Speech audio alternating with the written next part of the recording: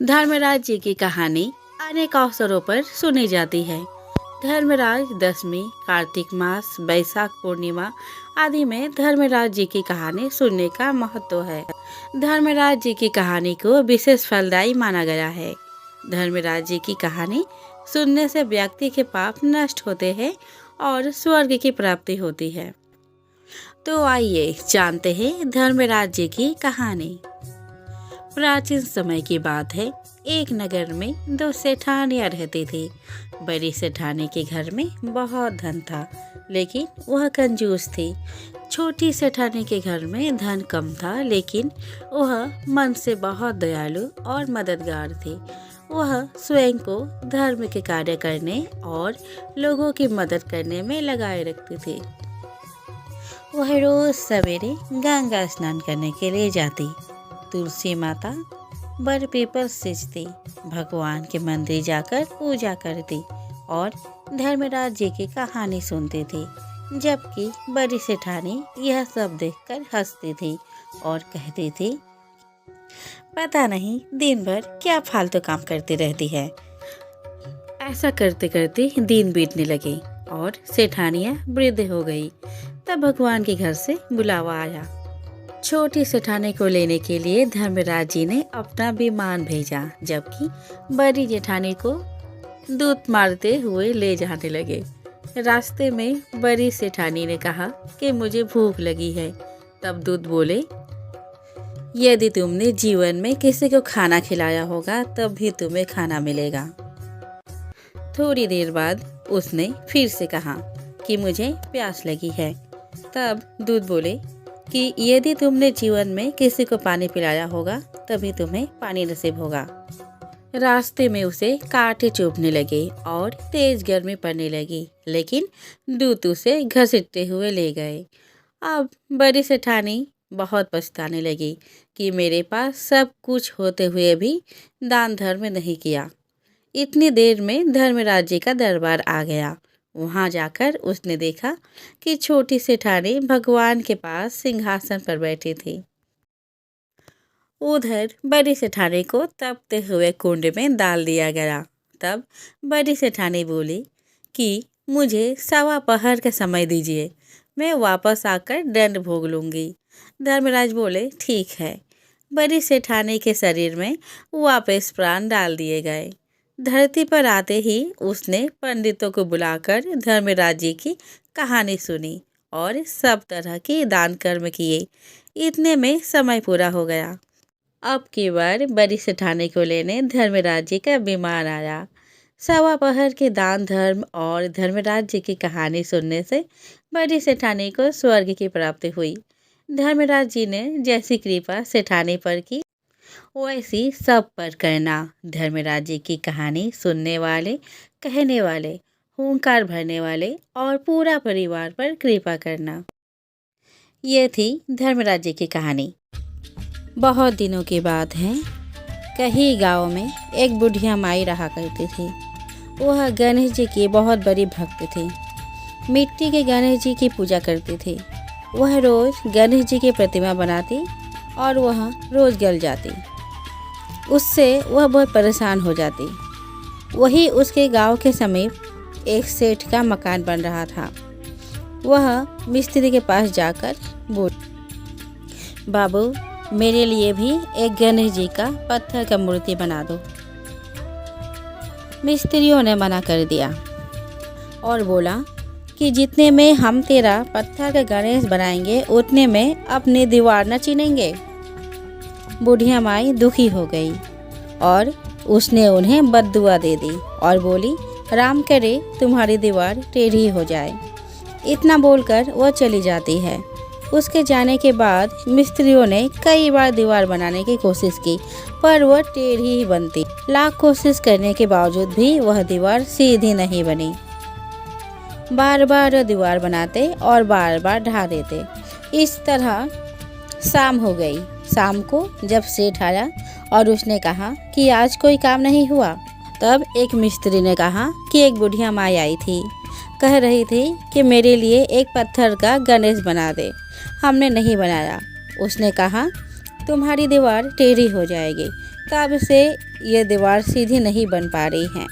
तब सेठ ने बुढ़िया माई को बुलवाया और कहा, हम तुम्हारे लिए सोने के गरज घर देंगे, लेकिन हमारी ये दीवार को सीधी कर दो। सेठ ने बुढ़िया को सोने का गरज बना कर दिया। सेठ की दीवार सीधी हो गई। एक समय की बात है, एक ब्राह्मण दंपत्ति की कोई संतान नहीं थी, जिस कारण वो बेहद दुखी थे। एक समय ब्राह्मण वन में हनुमान जी की पूजा के लिए गया।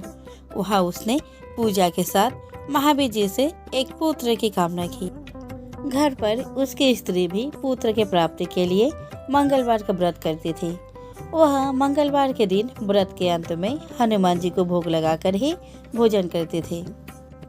एक बार व्रत के दिन ब्राह्मणी ने न भोजन बना पाई और न ही हनुमान जी को भोग लगा सकी। उसने प्रण किया कि वह अगले मंगलवार को हनुमान जी को भोग लगाकर ही भोजन करेगी। वह भूखी प्यासी 6 दिन तक पड़ी रही। मंगलवार के दिन वह बेहोश हो गई। हनुमान जी उसकी निष्ठा और लगन को देखकर प्रसन्न हुए। उन्होंने आशीर्वाद स्वरूप ब्राह्मणी को एक पुत्र दिया और कहा कि यह तुम्हारी बहुत सेवा करेगा। बालक को पाकर ब्राह्मणी अति प्रसन्न हुई। उसने बालक का नाम मंगल रखा। कुछ समय उपरांत जब ब्राह्मण घर आया तो बालक को देख पूछा कि वह कौन है। पत्नी बोली कि मंगलवार व्रत से प्रसन्न होकर हनुमान जी ने उसे यह बालक दिया है। ब्राह्मण को अपनी पत्नी के बात पर विश्वास नहीं हुआ। एक दिन मौका देखकर ब्राह्मण ने बालक को कुएं में गिरा दिया। घर लौटने पर ब्राह्मणी ने पूछा कि मंगल कहाँ है। तभी पीछे से मंगल मुस्कुराकर आ गया। उसे वापस देख ब्राह्मण आश्चर्यचकित रह गया। रात को हनुमान जी ने उसे सपने में दर्शन दिए और बताया कि यह पुत्र उसे उन्होंने ही दिया है। ब्राह्मण सत्य जानकर बहुत खुश हुआ। इसके बाद ब्राह्मण दंपत्ति प्रत्येक मंगलवार को व्रत रखने लगे। जो मनुष्य मंगलवार व्रत कथा को पढ़ता या सुनता है और नियम से व्रत रखता है, उसे हनुमान जी की कृपा से सब कष्ट दूर होकर सर्व सुख प्राप्त होता है और हनुमान जी की दया के पात्र बनते हैं। भगवान सूर्यदेव के जन्म को लेकर कई पौराणिक कथाएं प्रचलित है। आइए जानते हैं सूर्यदेव के जन्म से जुड़ी कथाएं। पौराणिक कथा के अनुसार ब्रह्मा जी के पुत्र मरीचि और मरीचि के पुत्र महर्षि कश्यप का विवाह प्रजापति दक्ष की कन्या दिति और अदिति से हुआ था। अदिति इस बात से दुखी थी कि दैत्य और देवताओं में आपसी लड़ाई होती रहती थी। तब अदिति ने सूर्यदेव की उपासना की। उनकी तपस्या से प्रसन्न होकर सूर्यदेव ने पुत्र के रूप में जन्म लेने का वर दिया। कुछ समय बाद अदिति को गर्भधारण हुआ। गर्भधारण के बाद भी उन्होंने कठोर उपवास नहीं छोड़ा। महर्षि कश्यप इस बात से चिंतित रहने लगे कि इससे अदिति के स्वास्थ्य पर बुरा प्रभाव पड़ेगा। महर्षि कश्यप ने अदिति को समझाया। तब उन्होंने कहा कि संतान को कुछ नहीं होगा, क्योंकि ये स्वयं सूर्य के स्वरूप है। कुछ समय पश्चात तेजस्वी बालक ने जन्म लिया। इन्होंने देवताओं की रक्षा की और असुरों का संहार किया। सूर्यदेव को आदित्य भी कहा गया, क्योंकि उन्होंने आदित्य के गर्भ से जन्म लिया था। ऐसा भी कहा जाता है कि अदिति ने हिरण्मय अंड को जन्म दिया था, जिनका नाम मार्तंड पड़ा। इस तरह सूर्य देवता की उत्पत्ति हुई थी। धार्मिक मान्यताओं के अनुसार प्रतिदिन प्रातःकाल सूर्यदेव की उपासना करने और जल अर्पित करने से जातकों पर उनकी कृपा बनी रहती है। बहुत दिन पहले की बात है। किसी गांव में एक किसान रहता था। किसान बहुत ही परिश्रमी था, पर इतना मेहनत करने के बावजूद भी उसे भरपेट खाना नहीं मिल पाता था, क्योंकि खेत का सारा अनाज साहूकार लेकर चला जाता था। उसकी बीवी दूसरों के घर में काम करती, जैसे तैसे उनका घर चलता था। किसान का एक 5 साल का बेटा था। वह भी अपने माँ के साथ काम में हाथ बटाता था।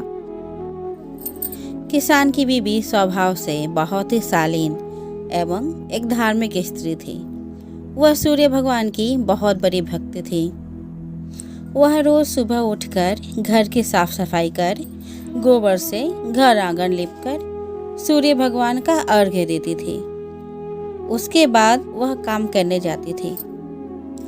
दरिद्र होने के बावजूद भी उनका सूर्यदेव के प्रति श्रद्धा और भक्ति कभी नहीं कम हुई।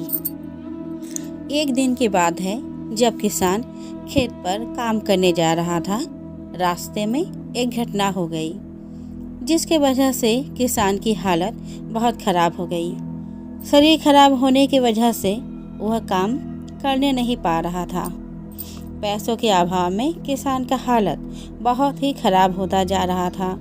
उसकी बीवी अपने बेटे के साथ साहूकार के घर पति के इलाज के लिए पैसे मांगने गई। साहूकार ने पैसे देने से मना कर दिया और झिझलाकर बोला, पैसे क्या पेड़ में उगते हैं? चले आते हैं मुख लटका कर पैसे मांगने। किसान की बीवी ने उसके पैर पकड़े और साहूकार ने एक बात ना सुनी। किसान के बेटे के मन में एक बात बैठ गई। उसके मन में इस बात का गहरा असर पड़ा।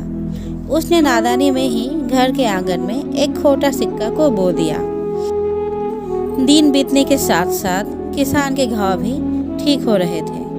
उसकी बीवी पहले के जैसे ही सुबह घर साफ कर, गोबर से आंगन लिपकर, नहा धोकर सूर्य भगवान को अर्घ्य देती और फिर काम करने चली जाती।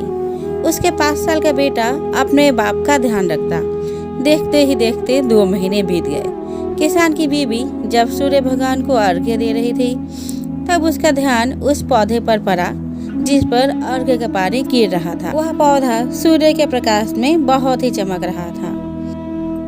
वह रोज अर्घ्य देते समय उस पौधे को निहारती, मानो वो पौधा कुछ कह रहा हो। जब अर्घ्य का पानी उस पर पड़ता तो मानो वह खिलखिलाकर हंस पड़ता। तीनों उस पौधे के इस मनोरम रूप को देखकर मुग्ध हो जाते थे। देखते ही देखते 1 साल बीत जाता है। 1 साल बाद वो नन्हा सा पौधा इतना बड़ा हो गया। उस पर फूल आ गए थे। एक रात जब किसान और उसका परिवार सो रहा था, अचानक से एक मीठा सा आवाज आई, मानो कोई चीज खनक रही हो। वे उठकर दरवाजा खोल आंगन में गए तो उनके होश उड़ गए। उस पौधे में पैसे के फल लगे थे। तभी किसान के बच्चे ने सारा सच्चाई अपने माँ और पिता को बताई कि कैसे उसने पैसे के बीज बोए थे। किसान की बीवी को सारी बात समझ में आ गई। उसने सूर्य भगवान के सत नमन की और बोली, हे सूर्य भगवान, आपकी लीला अपरंपार है।